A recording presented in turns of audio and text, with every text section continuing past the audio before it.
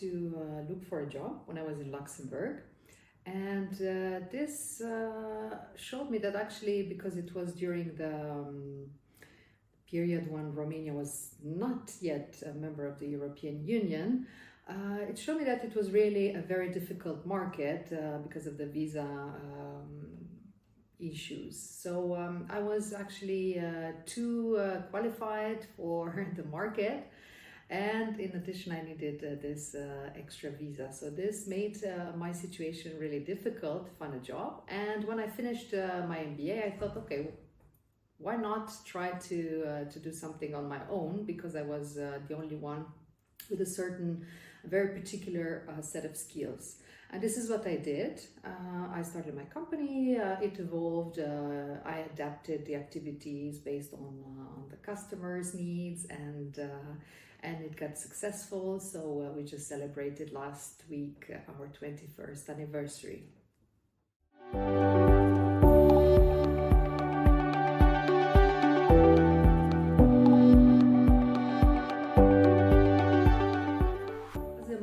So being in a different country than the one I was born in, obviously the biggest challenge was to have friends, to make new friends, to build a professional network, but also a personal network. This was really the biggest challenge, because the first couple of years I was going back and forth between Sibiu and Luxembourg. And so I was not really there, in Luxembourg with the idea to stay forever from the beginning. And so I wanted to find new friends, but being in a Luxembourgish institution, I was working at that time for the Luxembourgish government, the Ministry of Culture. It was really difficult to make friends, because all of my colleagues actually worked for the government and lived outside of the city. So I was in the city center. I could not make any friends. I was lucky to have found my first friends after like a month out of the 3 months that I spent there. And then everything got a little bit easier from the personal point of view. From a professional point of view, I would say the biggest challenge was even to create a company. It was not really something that I envisaged at the beginning, because it was very complicated. However, I found a solution, because I was able to open it in the UK and then to open a branch in Luxembourg. Then another challenge was actually to open a bank account, which is also a problem nowadays in Luxembourg. So you see, even more than 20 years later, things have not improved, unfortunately. So there are a lot of challenges when you don't really have that support group that your family support group, or the colleagues, and all these people that you grew up with and you could turn to when you have a challenge or you need help. So these were a little bit the challenges that I faced. And because I was overqualified for my age, I had already 2 master's degree, and Romania at that time was not part of the European Union, so we still needed, as Romanians, a working permit. It was very difficult to find a company which was ready to invest time and to pay me the salary for my qualifications. So that's why I thought, okay, let's try something in Luxembourg. Let's start my own company. I had already the experience of 2 other companies in Sibiu, in Romania. So I thought, why not? Let's give it a try. When you are so young, there is nothing to lose. So it was really out of necessity that I went into this entrepreneurial journey.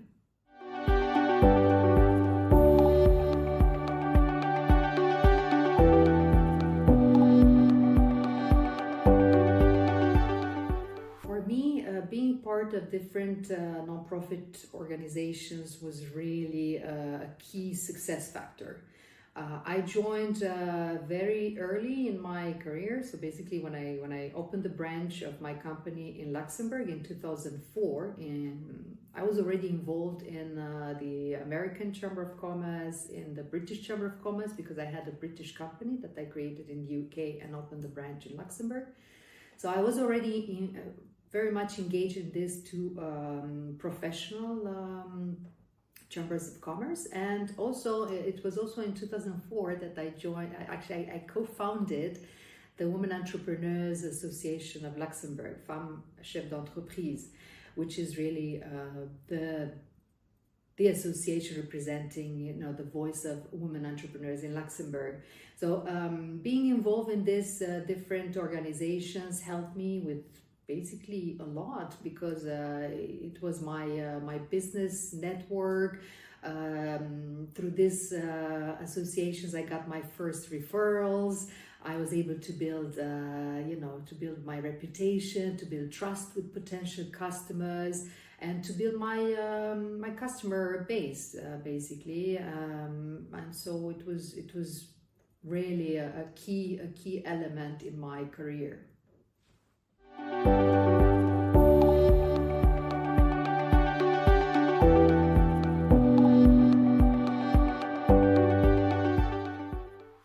If I had to choose just three set of skills, I would mention the digital skills, the marketing and PR skills, and organization of event skills. These have really, so I acquired them quite early. I mean, I did have some experience already from being engaged in non-profit associations during my studies. Actually, I started when I was 12 to be part of my first non-profit association called Books Friends.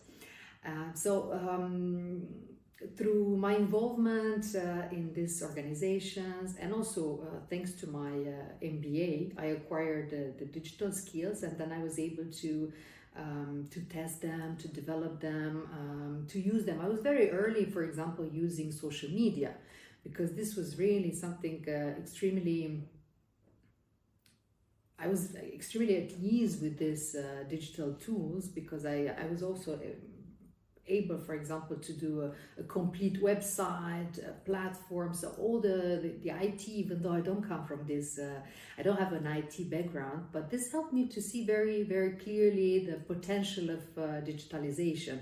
And this is why when I created languages.lu, I have chosen this name, because I wanted to convey this message that we are using the online platforms, all the potential of online.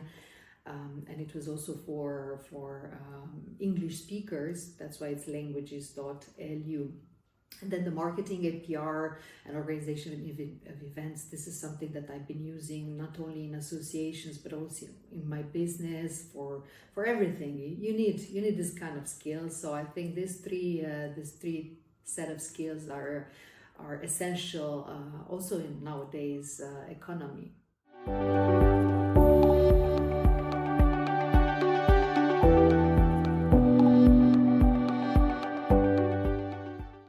If I have to refer to both being of an international background and being an entrepreneur, I think the biggest lesson is lifelong learning. Lifelong learning is something that I truly believe in, and I recommend to everyone. I think, our society evolves, and we need to evolve with it. If you want to be competitive, to remain competitive, to grow professionally and personally, you always have to learn new things, be it for your business, be it for your professional development, be it for your mental health. So there is always something new to learn. But if I have to choose now just something related to being from an international background, what I've learned is that even though it's important to be customer-centric in your approach, you also have to really focus on your vision.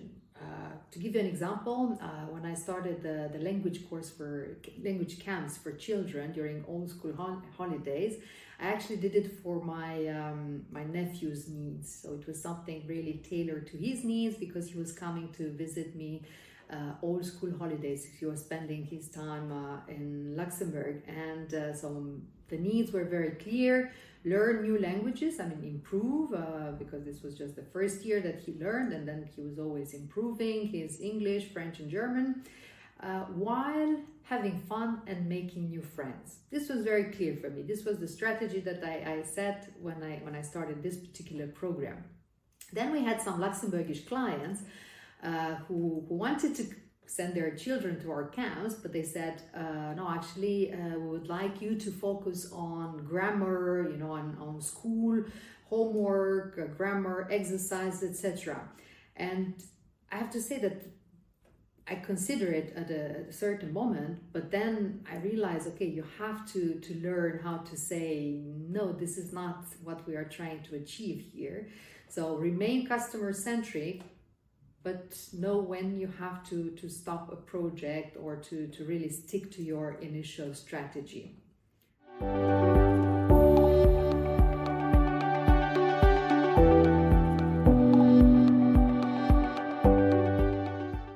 Engaging in volunteering and non-profit organizations more generally is really brings you a significant advantage compared to other people who don't do it. Why? Because first of all, you have access to a network of people. It might be in a certain field. If you go to something specifically for migrants, or something specifically for ecology, or for pets, taking care of animals, etc., or flowers, or whatever, but you get to manage certain projects, little projects, and you learn to see how it goes from A to Z. Usually you can come up with a project and you say, okay, I would like to organize, for example, a charity event, and then you have to go from A to Z. And if you would go directly into a company and you need to go from A to Z, and you never did it before, and you are focusing just on the profits, it's really difficult to do it, because there are so many new things when you start a new company with no experience, and especially in a new country. So I really, really recommend going to a non-profit organization, trying to learn from the other people, trying to build, or expand your network, and acquire some skills like teamwork, like patience, perseverance, resilience. There's so many skills that you can actually acquire through volunteering work. And I think I'm an example of that. So I highly recommend to everybody who's new in Luxembourg to get involved in an association.